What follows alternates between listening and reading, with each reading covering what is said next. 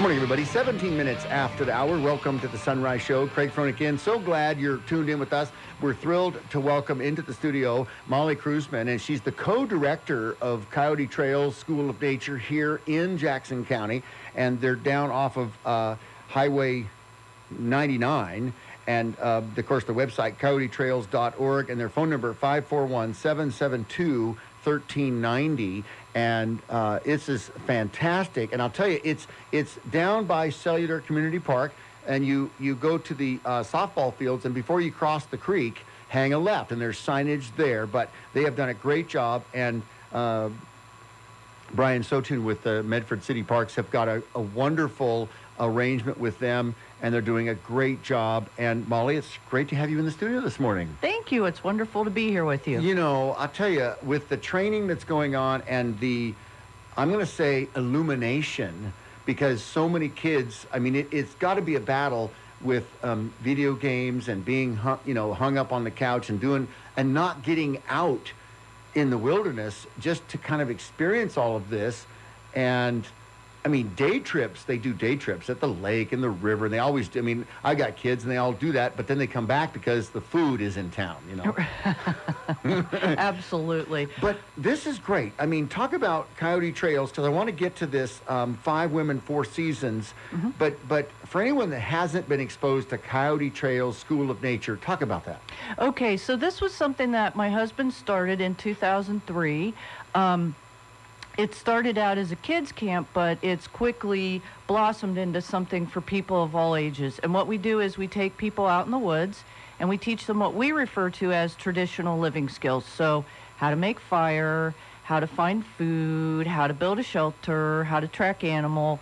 So all those sorts of things. And one of the things that's been really fun and eye-opening for me is, of course, we're familiar with the ways that people made fire on our continent, but you think about it, people made fire all over the world. So learning how people in Africa made fire, how people in Japan made fire, how people in Australia made fire. There is a difference. There's absolutely a difference. There's friction involved in all of it, right? There's the basics, but it's the way they build their, if you will, their fire kits. The way they create that friction is different wherever you go. Interesting. And of course, little old Boy Scout me, I'm pretty basic on the American side, so I'd get a kick out of seeing the different ways. Yeah, I found it really fascinating.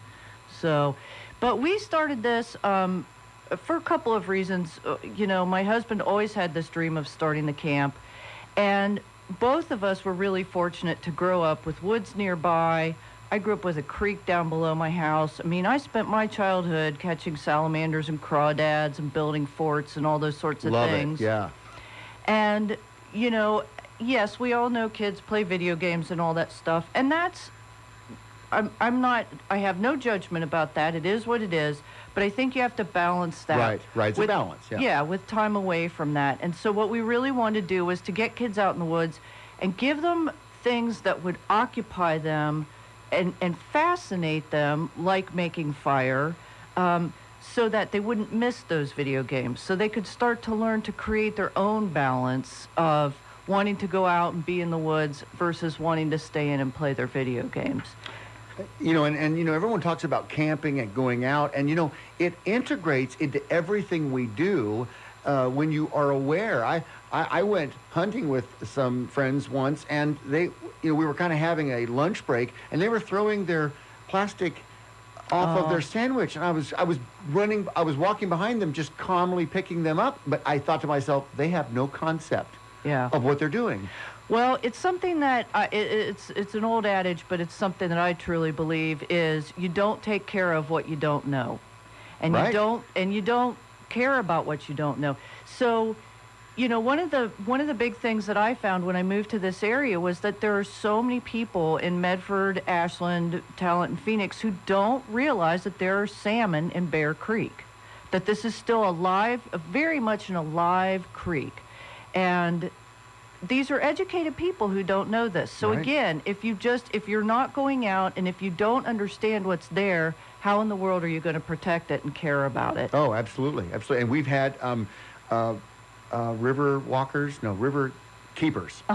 in, and all of that, and it's just like the same kind of thing. And camping, I was, whether you're going camping or picnicking or canoeing or boating, it all integrates how you deal with your trash, how you pack your campsite, how you picnic, and this is all the basic stuff that families go through.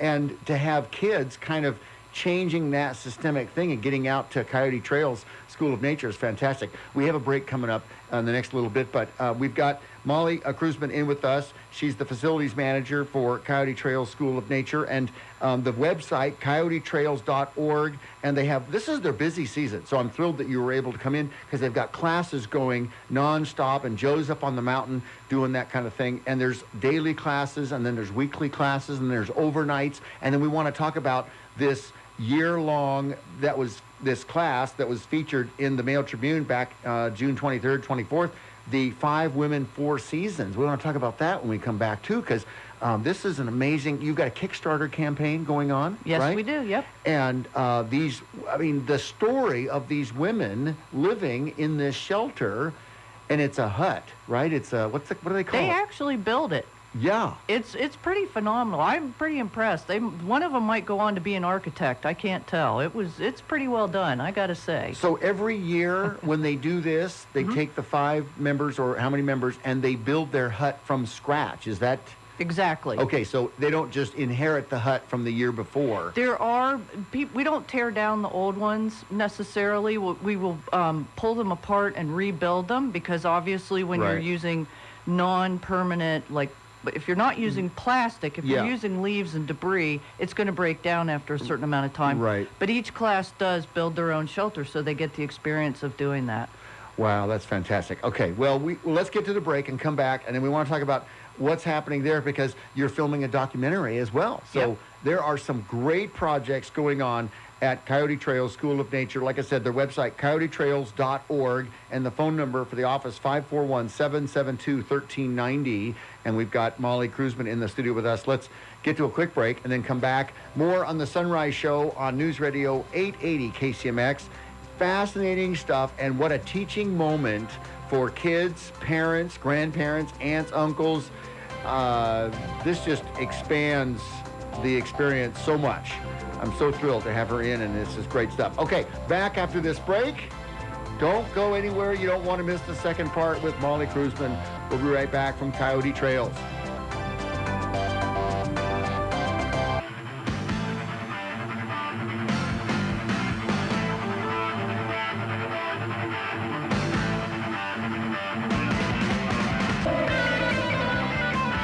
Good morning, everybody. Welcome back. 33 minutes after the hour. It's the Sunrise Show on News Radio 880 KCMX. About 68 degrees outside our Medford studios this morning. Continuing with Molly Kreuzman. She's the facilities manager for Coyote Trails School of Nature. Coyotetrails.org is the website. And there are so many great things going on. And Coyote Trails School is down.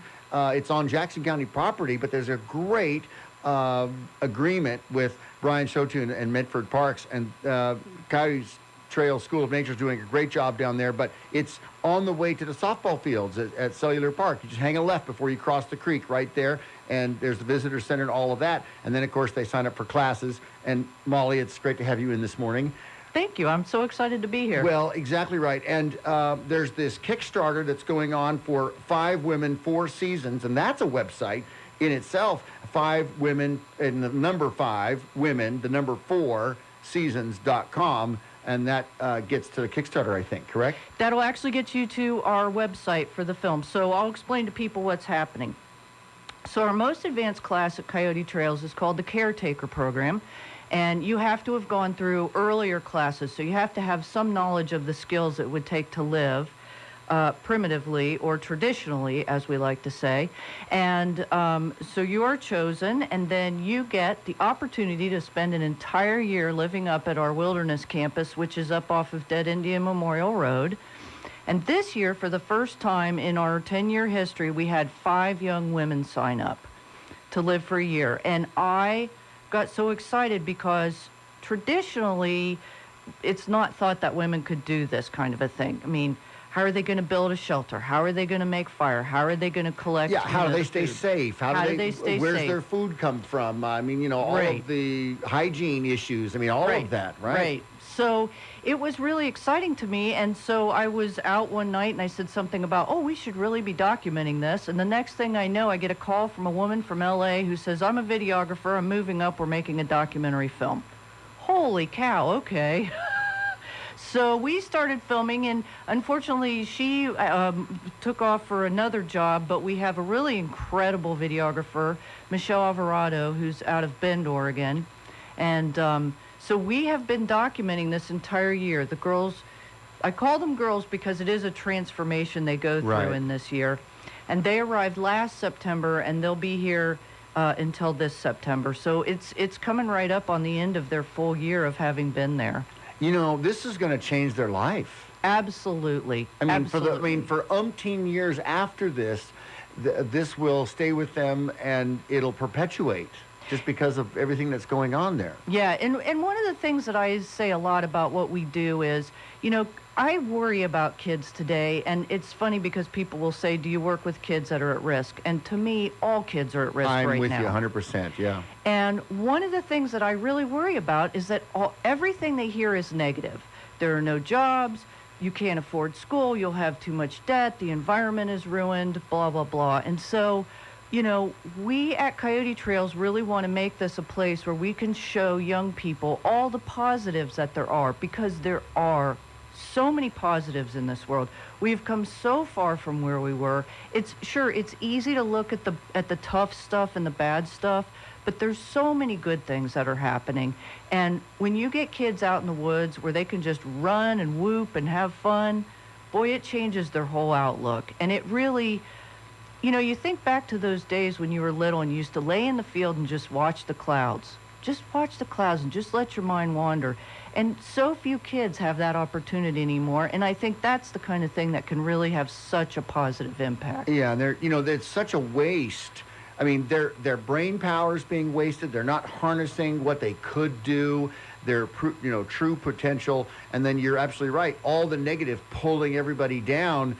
And it's almost like the kids have learned to default to that negative nature. They see something great and they go, oh, but I could never do that. They see something or do something great, their friends do something great, oh, but I could never, oh, I won't have enough money, I won't. They always find the negative piece rather than being empowered. So yeah. So this is really cool. This actually came out, John Darling wrote a great article in the Mail Tribune. It came out Wednesday, June 24th, and then you've got that on your website. You can read it. I've got it here. It's great.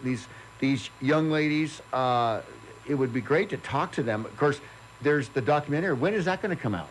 So what's going to happen is, as you might imagine, there's a lot of footage having been filming now for almost an entire year. So we'll be working with a local couple, Annie and Gary Lundgren, and they're going to help us with editing. But we're fully anticipating that editing process is going to take about 9 months. I was going to say it's going to be 6 months at least. Yeah, to pull the film out of that. And that's that is going to be another really amazing process. I've certainly learned so much from making this film. It's incredible. And one of the things that I have to tell you that I've learned is how people in this industry of independent film are incredibly supportive of each other. The people at the Ashland Independent Film Festival, everyone has given me their time when I've called. They've helped me find resources. It's really a beautiful thing. So it's another real positive that's coming out of this experience. Wow, and this is the top echelon of what Coyote Trail School of Nature does, because there's daily, right? There's hourly stuff, there's daily, and then there's overnights, and you can get plugged in, coyotetrails.org. Great website, talks about all of that. We've got Molly Kreuzman in this morning, and Molly, we're kind of out of time, but it's great to have you on, and you're going to be featured on KTBL coming up, right? Yes, we're going to go up and film this afternoon. So the other thing that I would just tell folks is, if you're interested in supporting this film, you can go to Kickstarter.com and you can look up 5 Women, 4 Seasons, and you can join our family by donating to help us pay for making the film. Wow, that's going to be great. And then, of course, you don't know where that film's going to end up. And the cool thing is, this is all on HD now. Yeah, absolutely. So we've got that going on, and then, of course, I'm sure it'll be little snippets here and there on video and things. So we're very excited. Well, we're going to be following along, and I can't wait to hang out with Joe and hang out with you, getting up on the mountain or whatever. So Yeah, we got to get you up there. I know it. I know it. Oh, my goodness. I hope I don't blow it or something. Oh, I'm sure you'll do fantastic. I know it. All right. Well, we got to get going, but Molly, it's great to have you in. Thank you so much. Thanks so much for coming in. Ladies and gentlemen, Molly Kreuzman from Coyote Trails School of Nature.